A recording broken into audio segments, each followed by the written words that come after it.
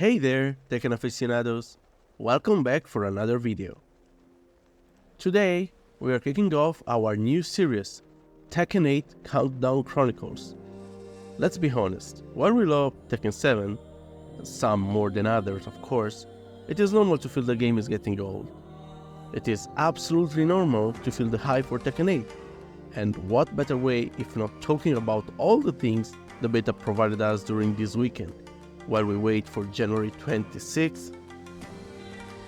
I believe the best way to start this journey is talking about the only new character the beta allowed us to try, and until now the only officially, not leaked, new character on the roster. Of course, I'm talking about the Queen of Brew herself, the Peruvian MMA maestro, Azucena Milagros Ortiz Castillo. Excuse me, Spanish friends, if I pronounced it wrong.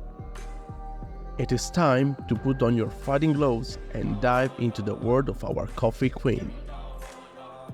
Starting from her background story, now every queen needs her kingdom, and our coffee queen reigns over the aromatic realm of Ortiz farm, nestled in the heart of Peru. Azucena is not just throwing punches for fun. She's fighting in the King of Iron Fist tournament to get her family's coffee plantations on the map. A little blend of combat and coffee promotion, if you will. Now, I know that not everybody that plays Tekken do it for the history and the background, the plot of the game, but I believe they made a very good job in Tekken 8 with this personalized, customized intro between rival characters. The beta already shown us that Lily is probably a rival to Azucena because of the coffee versus tea rivalry. But at the same time, this might also mean Azucena is just a side character without a very interesting story outside of her coffee farm. So if you expected Azucena to be the new main character, the new poster girl of Tekken, I believe you will be disappointed. She's probably only a side character, but that's okay. Anyway, Azucena looks very cool. Our coffee queen's attire is as vibrant as a cup of freshly brewed Peruvian coffee. She's rocking a red outfit adorned with a hooded jacket splashed with Peruvian patterns. So she's bringing culture to the combat. Also, did you notice she has feathers in her hair? That's a shout out to traditional Peruvian feather works. As every other character in the beta, Azucena has a total of 4 selectable outfits. There is the original costume, the number 2 is a palette swap of the original costume, number 3 is a sort of hip-hop costume, and number 4 is a bikini. Now, which one is your favorite? I personally like the outfit number 2 because I like the palette colors better than the original, while I still believe that the original costume is the coolest out of the 3. But I am curious to know also your opinion about it, so please let me know in the comments which is your favorite outfit. Another cool thing of Azucena is that despite until now we might think that she is not very involved in the full main plot of Tekken 8, she still has her personal stage. Azucena's stage is a picturesque coffee plantation with a vibe stronger than a double espresso shot. It's got a touch of Machu Picchu and a sprinkle of compact enhancing features like floor breaks, balcony breaks, and in the final floor there are these incredible magic school explosions that allows you to do incredible damaging combos. But the coolest thing, and this reminds me actually of Tekken 6 Heidi stage, is the presence of Llama. You can literally punch Llama out of the stage when you hit them with your moves, and that's kinda crazy. Now, let's talk a little about her fighting style. I find personally her fighting style pretty cool. She kinda embodied pretty well the spirit of mixed martial arts, and she has access to parries, dodges. They are just the cream on the top, making her gameplay really rich. I really like it. And then there is her Rager move, which spot this incredible kick and then just the touch into the full advertising when you kill the opponent for the Ortiz farm. I find it pretty cool, especially the Ortiz farm part. I believe is one of the better ender of Ragers in the whole game. These personalized Ragers, remember, they appear only when you kill the opponent with the Rager, when you win the round. Otherwise, you will not get them. I find this a very cool addition. Now, let's talk about what every one of you was probably waiting for the most, a technical analysis of Azucena. We can start by saying that Azucena has quickly become a fan favorite with her easy-to-use controls and engaging gameplay. The community has shown a lot of love for her. Did you get the daddy joke? Latte love, lot of love, latte love. Okay, I'll stop. And the positive vibes around her debut are palpable. I was very happy to see that a lot of people on Twitter, on X, call it as you want, were talking good about the characters. She seems well received by many. I saw Kayane talking good about her, Kaiser talking good, Fergus talking good. I'm talking good about the character as well. I'm very happy to see this.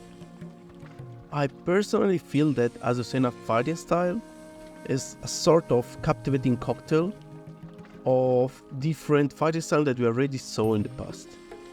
She channels a bit of Katarina full crouch mix-up and counter heavy games. The stance is very similar to Josie, in my opinion, to use. And also she incorporates a little of Lucky Clothes read from Tekken 7. I can't believe she's a sort of unique experiment that fused together all of these characters and produced actually a better result than all of them. I will now try to analyze strengths and weaknesses of Azucena for the little I played there during the weekend and for what I've seen online. I personally would like to start from the weak points. I believe the weakest point of Azucena is her punishment. I know a lot of people say, hey, Azucena is good punishment, and that is true for 10 frames punishment and for 11 frame punishment. So she has good accessible punishments on her fast moves. The problem is her mid-range punishment. Her mid-range punishment is very bad.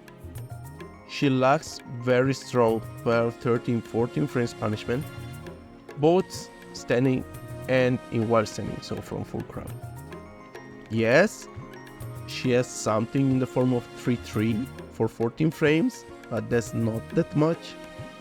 And she has a decent tool in the crouch throw when it comes to 12 frame punishment for lows, because the crouch throw now, if you don't know, are guaranteed, they cannot be skipped. And Azucena 1 is a hit engager, so that's kind of cool. The problem is it's very situational. A lot of lows in this game are made from standing position and don't leave you full crouch at the end of the animation, so the crouch throw is not actually a punishment on them. So I'm pretty sure that there's room for improvement here to spice up our combat game. Perhaps we will see some addition during the release of the game or during different seasons of the game. We might see a new 13 frame where standing punisher maybe being added, a sort of like full crouch down forward 2, full crouch down forward 1, something like that. And that would be very cool. I think she actually needs it to be considered a very strong character in this game. The other weakness I found in Azucena, I believe her hit is not that strong and her stance is not that strong. I believe with a little studies, her stance actually give her less rewards than the risk she has to take during the stats. And also, even during hit, it is possible to react with a mid when Azucena try to dash in front of you with a stance. Even if it becomes faster, I think it's still not fast enough to actually give Azucena a very scary mix-up. She's still subject to be hit by mids and being countered. So I think despite the fact that her stance looks cool, it's actually a very weak stance compared to the average, and it totally will take a little of study by the players to understand what to do against her during stance. It's very similar to the situation Josie has in Tekken 7 with her switch stance. Now, talking about the strength and things that probably needs to be toned down, Well, Azucena is first of all very easy to use, very intuitive. She has very good standing gloves in my opinion in down back 3, down 3, down back 4. A very good, as I said before, full crouch game, where full crouch down forward 3 is an amazing counter tool, pretty safe, and is a low, guaranteeing you a crouch thrown counter for 50 damage almost, and hit for you, which is always good to have, even if I consider Azucena 8 not that good, but it's still good.